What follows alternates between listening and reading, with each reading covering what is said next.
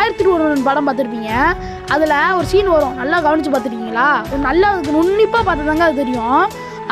இந்த பார்த்தீங்கன்னா பின்னாடி பாருங்கள், என்ன ஒரு சிலை மாதிரி இருக்கா, என்ன சிலை? நம்ம நிசபசூதினியோட சிலைங்க, நல்லா ரீக்ரியேட் பண்ணியிருக்காங்க. பாருங்க, நல்ல அந்த ஒர்க் பண்ண டீம் வந்து கஷ்டப்பட்டு அந்த சிலையை இந்த காலத்தில் இருந்த அந்த சிலையை வந்து ரீக்ரியேட் பண்ணிட்டாங்க.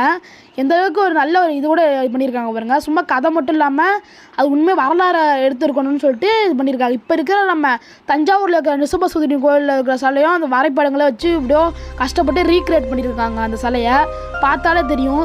எல்லாம் பொன்னியின் செல்வன் படம் பார்த்துருப்பீங்க. அந்த செல்லில் அந்த படத்தில் வந்து தேவரலான ஆட்டம்னு ஒரு பாட்டு வரும். அதில் இங்கேயும் இந்த சிலை அதே மாதிரி நம்ம நிசபசூதினியோட சிலை இருக்குங்க. சோழர்கள் வணங்கின அந்த நிசபசூதினியோட சிலையை வரலாறு கரெக்டாக எடுத்திருக்காங்க. இந்த படத்தில் பிடிச்ச சீனே இதுதாங்க. ஏறுங்க, நிசபசூதினியோட சிலை இந்த அளவுக்கு இருக்குங்க. நம்ம உங்களுக்கு ஒரு ஆட்சாப் ஒரு இது சல்யூட்டை கொடுத்துட்டு பேசலாம். இப்போ எந்த அளவுக்கு இந்த மாதிரி வாராகி அம்மன் இந்த மாதிரி இருக்குது.